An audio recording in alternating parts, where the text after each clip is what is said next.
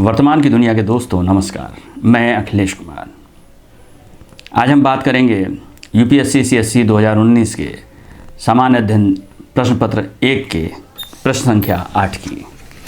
यह प्रश्न है, क्या बात है जो भारतीय समाज को अपनी संस्कृति को जीवित रखने में अद्वितीय बना देती है? चर्चा कीजिए। 150 शब्दों और 10 अंक के इस प्रश्न में जो आपको ध्यान रखनी है वह यह है कि भारतीय समाज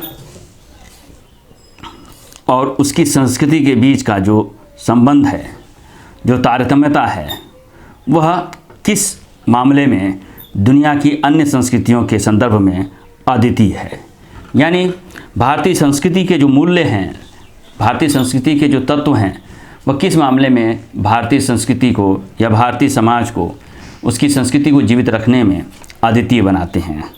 तो इसमें जब आप लिखना शुरू करेंगे तो निश्चित रूप से आप कुछ परंपरागत मूल्यों की बात करेंगे, जिसमें भारतीय संस्कृति का या भारतीय समाज का जो सहनशीलता का गुण है, जो उसकी लोचकता है, उसके बारे में बात करेंगे। जो यानी उसकी जो लचीलापन है, जो उसका अतिथि देवो भव का पूरा कॉन्सेप्ट है, दुनिया की तमाम संस्कृतियों को अपनाने की जो उसकी कला है, उसको लिखने की कोशिश करेंगे इसमें। लेकिन मुझे लगता है कि इसमें थोड़ा सा फोकस होने की ज़रूरत है और कुछ महत्वपूर्ण शब्दों को लिखने की ज़रूरत है, महत्वपूर्ण पॉइंट लिखने की ज़रूरत है, क्योंकि यह सिर्फ 150 शब्द का क्वेश्चन है। इसलिए इस संदर्भ में जो सबसे बेहतरीन पॉइंट बन सकते हो आप, उन्हें ही सबसे पहले लिखते हुए आप नीचे की ओर आइए। तो इसे मैं जिस संदर्भ में देखता हूँ कि 150 शब्दों में लिखा जाए तो कैसे लिखा जाए, वो ये है कि एक इंट्रो हम इसमें दे सकते हैं जो दरअसल उस पूरी चीज़ों का, हमारे पूरे कॉन्सेप्ट को समेटता हो कि भारतीय समाज में सहनशीलता का गुण रहा है, उसकी सामाजिकता में एक खास तरह का लचीलापन रहा है। इसलिए कई तरह के बदलावों और उथल पुथल के बावजूद भारतीय सभ्यता के विकास में एक विविधता और निरंतरता विद्यमान रही है। यह आपने देखा ही है, यह आप समझते ही हैं कि भारतीय सभ्यता और भारतीय संस्कृति जो विशेषता रही है, वो हड़प्पा संस्कृति से लेकर आज तक उसके सांस्कृतिक और सामाजिक परिवेश जुड़े हुए हैं किस तरह से आपस में।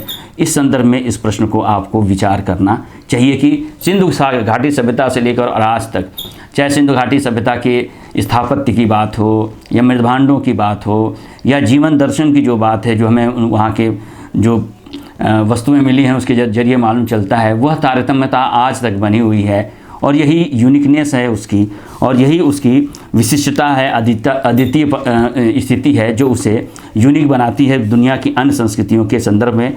इसको थोड़ा सा विस्तार आप दे सकते हैं जब आप लिख सकते हैं कि उसमें स्थापत्य, भवन निर्माण, आधुनिक शहरों के बसावट की संरचनात्मक निरंतरता है, जिसकी बात मैं अभी कर रहा था।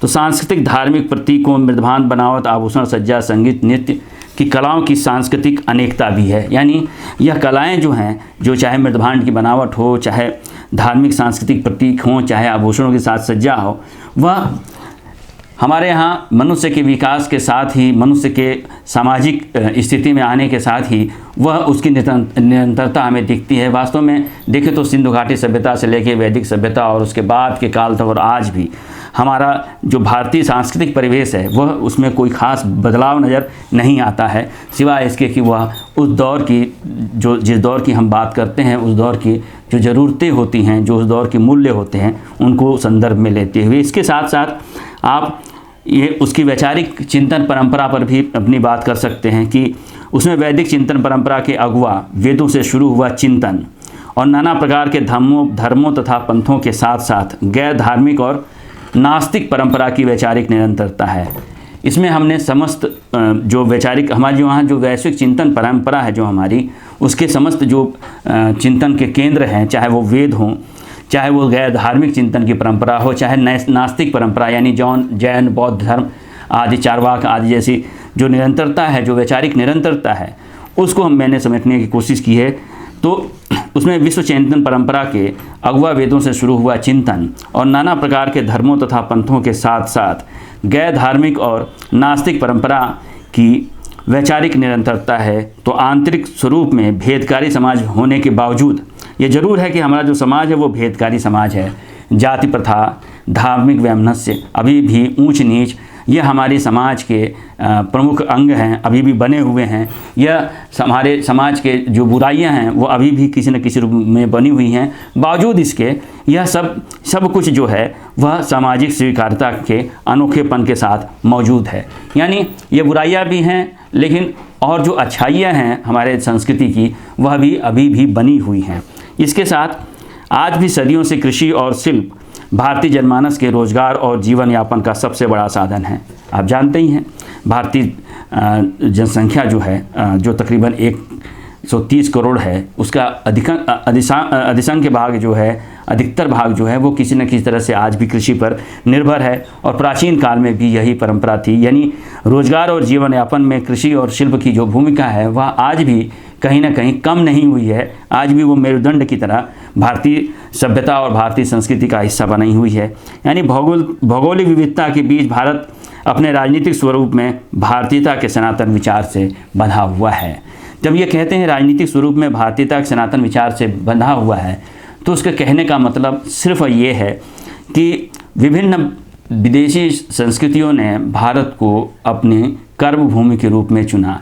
विदेशी ताकतों ने भारत को अपनी कर्मभूमि के रूप में चुना। वो आए, वो अपनी संस्कृतियों के साथ आए और यहाँ की जो संस्कृति थी उस संस्कृति के साथ उन्होंने अपना तालमेल बैठाया। यहाँ के लोगों की शर्तों पर उन्होंने शासन किया और वह जो शर्तें थी वह राजनीतिक शर्तें नहीं थी, बल्कि वह सांस्कृतिक शर्तें थीं। और वो भारतीय संस्कृति के वो जो मूल्य थे वो किसी न किसी तरह से बरकरार रहे और दूसरे भी जो दूसरी संस्कृतियाँ आई थी जो बाहर से, उनको भी किसी न किसी तरह से प्रभावित करते रहे और उनके सकारात्मक या नकारात्मक तत्वों को भी अपने में समाहित करते रहे। इस संदर्भ में भौगोलिक विविधता के बीच भारत की जो विविधता है, भौगोलिक विविधता है, उसको आप देख ही रहे हैं। दुनिया की समस्त जो जलवायु की स्थितियां हैं, दुनिया के समस्त जो मौसम की स्थितियां हैं, वह सब की सब हमारे देश की भौगोलिक स्थितियों में मौजूद हैं। जितने भी भौगोलिक परिवेश हैं वो हमारे देश के परिवेश में मौजूद हैं।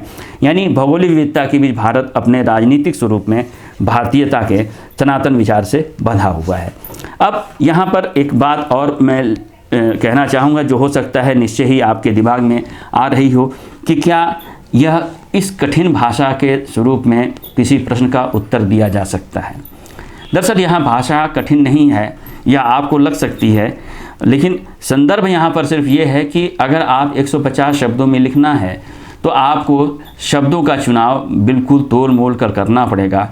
और अगर आप शब्दों का चुनाव नहीं करते हैं तो आपके उत्तर के जो उत्तर आप लिखेंगे उसके बड़े हो जाने की ज़्यादा स्थितियाँ मौजूद रहती हैं। इसलिए 150 शब्द का अगर यह प्रश्न है तो दरअसल यह आपके डिसिप्लिन का सूचक है, आप कितने डिसिप्लिन पर्सन हैं इस बात को दिखाता है। इसलिए हमेशा इस बात की कोशिश कीजिए कि प्रश्नों का उत्तर लिखने को जितने शब्दों में दिया गया है प्रश्नों का उत्तर लिखने, उतने ही शब्दों में उसे परिभाषित करने की कोशिश कीजिए। निश्चय ही इसके लिए आपको प्रैक्टिस करनी पड़ेगी और इस प्रैक्टिस के जरिए आपको नए शब्दों का चुनाव करना पड़ेगा और संक्षेप में ही आपको अपनी बात लिखने की कला भी आनी चाहिए। दरअसल इस परीक्षा की यह सबसे बुनियादी विशेषताओं में से एक है, इसलिए इस पर ध्यान दीजिए।